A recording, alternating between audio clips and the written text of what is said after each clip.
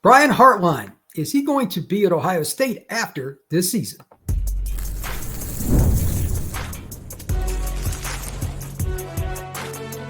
You are Locked On College Crossover, part of the Locked On Podcast Network. Your team every day. To this crossover edition of Locked On Buckeyes and Locked On the Portal. I'm your host, Brian Smith, longtime college football recruiting analyst and writer. Thank you for making these two episodes coming together today, part of your day, each and every day, right here on the Locked On Podcast Network.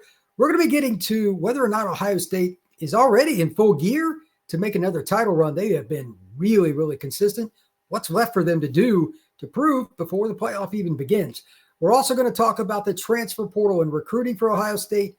What would they even do after this season to fine-tune it? Are they going to lose many players? Are there going to be additions that they have to make? It's not out of the realm. If everything hits just right, they could be going for a three-peat next year.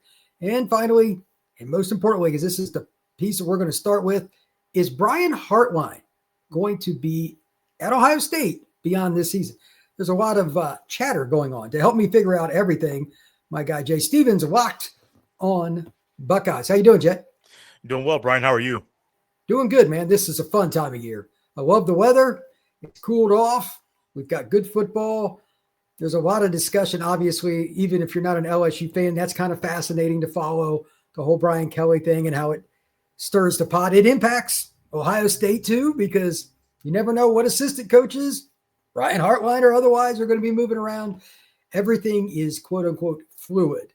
So right off the jump here, brother, Hartline's name has come up as, quote unquote, allegedly here, a person of interest for one Penn State program, among others.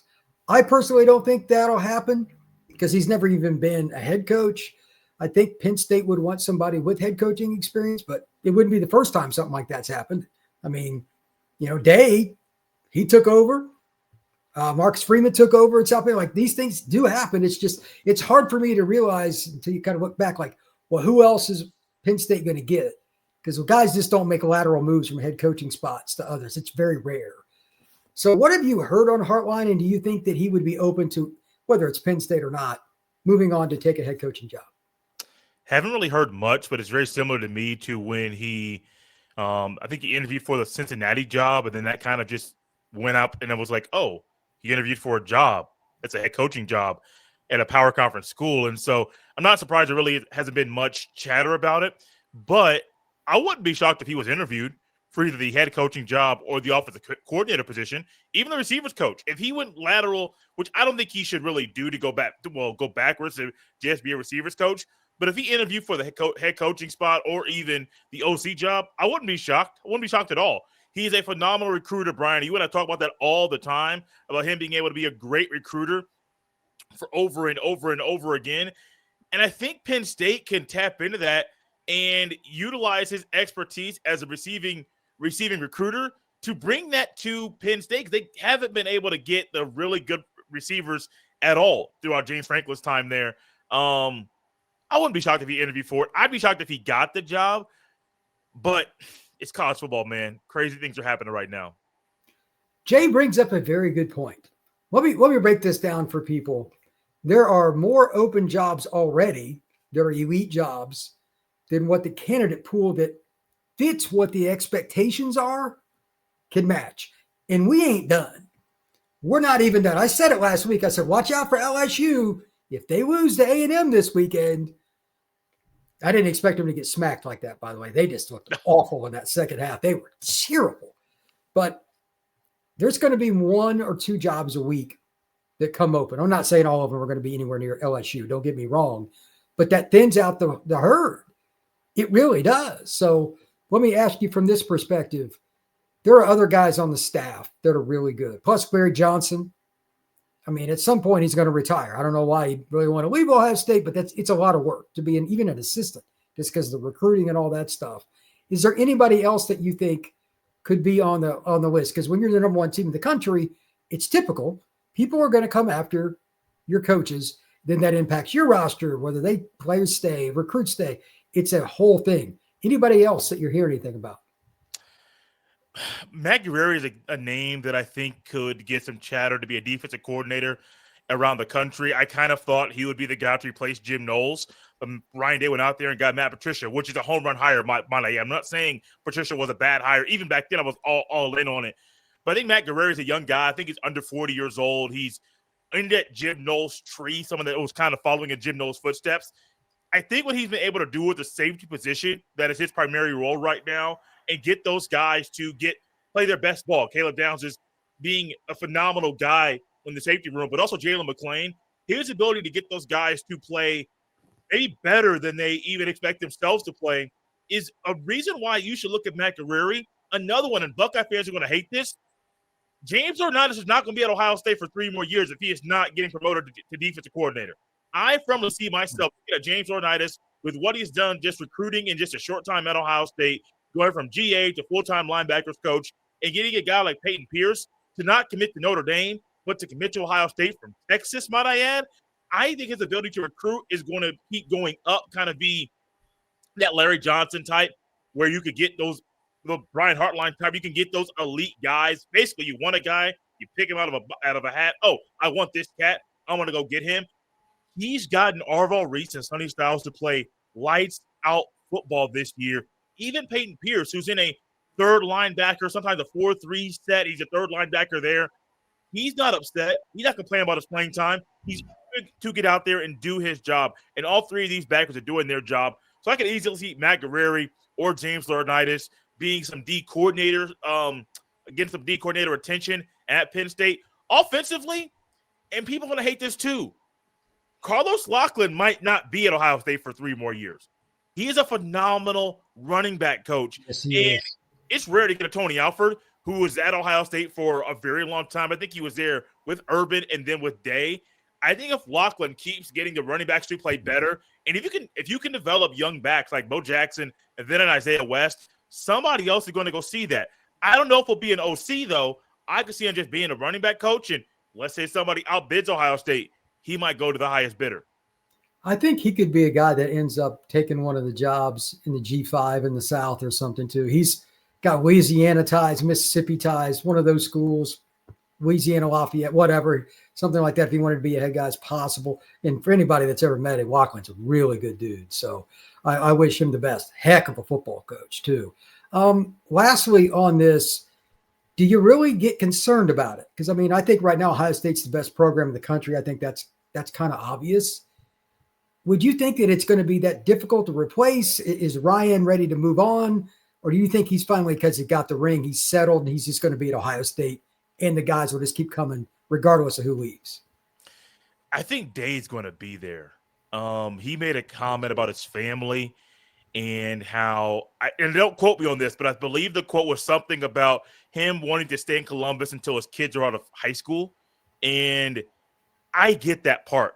He's in the Midwest. He's in a place where home is very, very important. Home and the family are very, very important. Good schools. He got the money. He can go to any school he wants to in the area. But I don't see Day going anywhere. And if one of these guys leaves, Brian, he could do what he did last year with Jim Knowles. Knowles goes to Penn State, a conference rival. Ryan Day took his time. He was very, very patient. He found a guy sitting on the couch who was doing a media tour, who had just lost a bunch of weight, and brought him to Columbus, Ohio, and now his defense is the best in the country, and the defense is even better than it was last year. And I think what Ryan Day has put together so far at Ohio State kind of blows my mind that he is doing things that even Urban didn't do. As great of a coach as that Urban is, sometimes his hires weren't the best. Now, Day's thing early on was he's trying to figure the thing out. He got the job before COVID, then COVID hit, then there's life after COVID, and he's had to adapt to all these changes in college football, and he has Ohio State at the top of the sport once again. I think Ryan Day is a phenomenal coach. I still don't think he's perfect, Brian. I don't know if you think he's perfect either. I don't think he's perfect, but I think he's one of the better coaches in the sport, and he has Ohio State where they should be, at the top of the country. Yeah, I agree with that.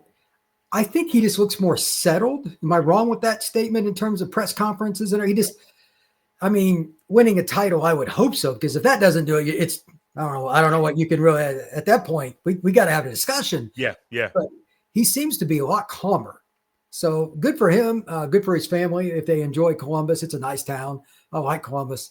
Hopefully that works out for him regardless of what he does. But when we come back, speaking of coming and going, portal. what does Ohio State need to do? We're getting close to that point where winning or losing, players are going to come and go from Ohio State. What do they need next? We're going to talk about that on this crossover, Locked on the Portal and Locked on Buckeyes. Today's show is brought to you by our friends over at FanDuel. The NBA is back, and there's no better place to get in on the action than FanDuel, the official sports betting partner of the NBA. Even if you missed the start of the game or want to ride the hot hand, FanDuel has live bets on everything from who will score next to fourth quarter comebacks.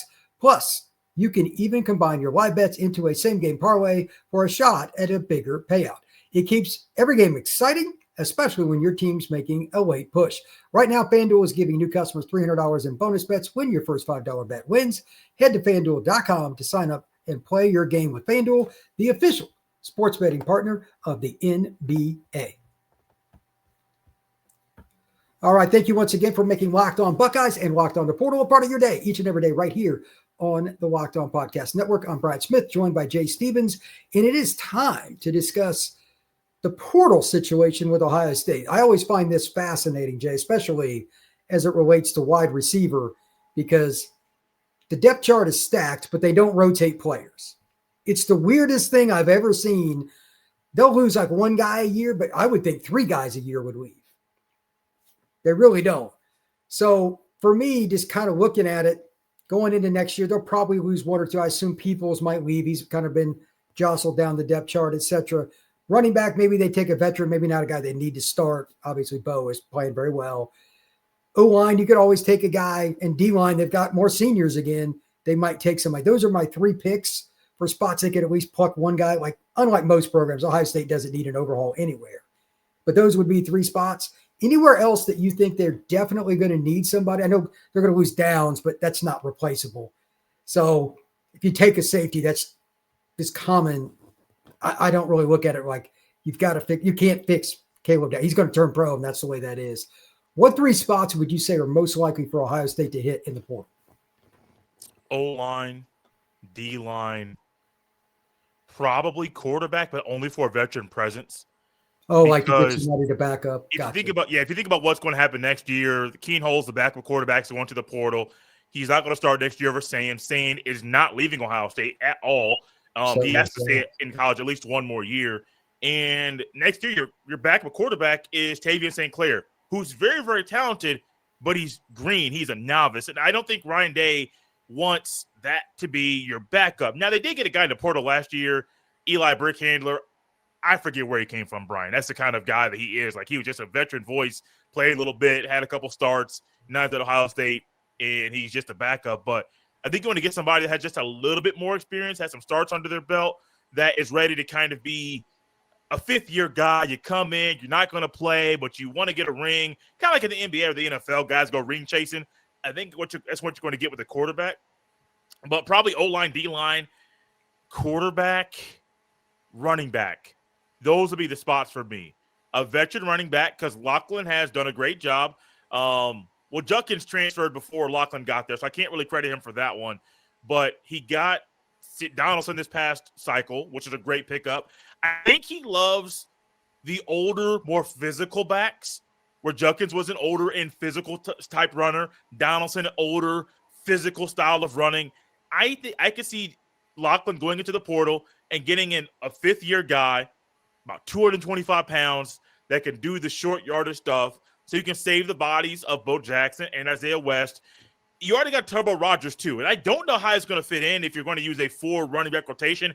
I find that stupid, and they don't normally use running backs in the slot in this offense, which I think they should. Kind of like if you had a Curtis Samuel, put him out there in the slot. Let him loose. Let's let him go do that thing. I hope next year that when Rogers is healthy and he gets more time to play, I hope they put him out there in the slot. Just let him cook. Let him go. Quarterback, running back, O-line, D-line. That's probably it. Tight end, they're fine. Linebackers, they're fine. Secondary, they're fine. O-line, D-line, running back, quarterback. That's it for me. Yeah, I like your point about the quarterback. It's such an important aspect. There's always something that you can learn from a veteran at that spot, because quarterback is a lifelong learning position. Quarterback and O-line in particular, those two are just very difficult. And now that Sayan's got film out, teams are going to adjust to him. He's got to start adjusting back. Like it's chess. It's not checkers. So having veterans around will help him. Additionally, with what they've got, like their tight end room's probably underrated because of the guys out wide. It was a good point by you. I mean, if they took an H-back or something, sure, if they could, play a little running back, but it's not a need. I just think their biggest thing is just like anything else, and everybody needs this. I did a chart on about the top 30 teams in the country. On like 26, 27 of them, O-line was on it. Yeah. Good luck. If you need, if like Ohio State, it would be like a courtesy. Correct. In most schools, it's a sincere need. Look, ask Texas if they could use an offensive lineman right now. Yeah, man. That, by the way, it's just mind-blowing. Is that you're supposed to be one of the best O-line coaches in the country, but when you have all young guys, they didn't prepare well. They shot themselves in the foot. Yeah. It is what it is. So I think Ohio State and everybody else will probably learn from Texas. Don't ever do that. Always take 4 linemen in every class. Then you don't get yourself in this spot. Lastly, here on this with recruiting, there's a lot of coaches getting canned right now, Florida, et cetera, et cetera. Anybody in particular that the Buckeyes might be looking at to finish this class or a position, or is it just stand pat? Because they got a pretty good class. What do you think? I'll go position instead of a player. I think corner is still up for grabs. Corner, or any secondary position is still up for grabs right now. I don't see anything else off the top of my head. That's not true, Brian. I believe they need another edge. If my memory is working correctly, I think they only have one edge committed right now, and that's a problem. You and I have done this shows for years, and every single time we come on a show, we start scratching our head wondering, why is Ohio State struggling to get the elite edge rusher? You cannot – maybe you have to pull a guy that's already committed, flip him somewhere else, whatever the case may be. You have to find a way to get the elite edge rusher to come to Ohio State. And not just one guy. You need 2. If you can get 3, great. Stockpile them. Get all the talent you can, and then let him decide if it's time to go to the portal or not. Because you're doing your due diligence to build the recruiting class you need so Ohio State can have the young depth, the older veteran players, and a couple of guys sprinkled in from the portal. And I think the edge position is so pivotal, even more so than the secondary. They got guys at the secondary. If they don't get anybody else, they'll be fine. But I think the edge is the most important position for them to go out there and get. Everything else, they're pretty much set. And I say that knowing the offensive line is still a position of need for Ohio State. Now, luckily this year, the O-line is not – I think everybody on the O-line can still come back and play. So, luckily, if nobody goes off to the NFL, your O-line is going to be fine. I think some guys are still probably going to go because of how well they're playing. But you can never have too many offensive linemen, especially in the recruiting level. If you can get the quality ones at the high school level, that's what Ryan Day wants. He wants you to be a third-year guy before you're a consistent player. If you're a second-year guy before you become a starter, that's great. That's huge. But I think the O-line is a big one too. I agree. And just a shout out, speaking of O-linemen for the Bucs, I saw Sam Greer at Rivals 5-Star this summer, the invite-only event. He was tremendous. He's probably a top 5 lineman nationally. Would not be surprised if he got some kind of playing time next year. He'll start as a redshirt freshman, would be my guess. Like, he is a very, very talented player. When we come back, we're going to talk about Ohio State's ability to go back-to-back and maybe even end up going for a three-peat. That is next here on this crossover. Today's show is brought to you by Game Time. College football is right in the middle of all the excitement because not only are the coaching fires, but actually the games are pretty awesome this year. Tailgates, rivalries, everything that's going on in the stands, all that energy. There's nothing quite like college football. But let's be real, actually getting tickets can feel like more than the game itself in terms of the difficulty. Endless queues, hidden fees at checkout. That's not much fun, but that's why there's Game Time. It's the app that I use to get tickets, and you should too. It gives you the advantage. Back to you, the fans. It's the easiest way to score last-minute tickets at the best prices. No hidden fees at checkout. What you see is what you pay. All you got to do is download it on your phone, your tablet, and then you can just go and check out whatever team you want, Ohio State or anybody else. Once you get into the app, type it in, find the game you want, and you can even see your seat view right there from the app. So take the guesswork out of buying college football tickets with Game Time. Download the Game Time app, create an account, and use code LOCKEDONCollege for $20 off your first purchase. Terms apply. Again, that's promo code LOCKEDONCollege for $20 off. Swipe, tap, ticket, go. Download the Game Time app today. All right, let's talk Ohio State competing for a back-to-back title. We were talking before the show, Jay. It's kind of weird. Last year's team had some weird moments in the first half of the season. And then, of course, they played like absolute crap against Michigan, but then turned it on. That team was civil. Like it was civil. It was just like the old book and movie, whatever. You didn't know what you were going to get. This year's team has been steady Eddie. Every week, defense is dominant. It's had one of the lowest point totals allowed through this point in the season of all time. Like it's incredible. Offense is playing slower, kind of catering to the defense, but they hit big plays. They grind teams in the dirt. It's got a little Woody Hayes mixed in with modern passing game. It's a nice balance.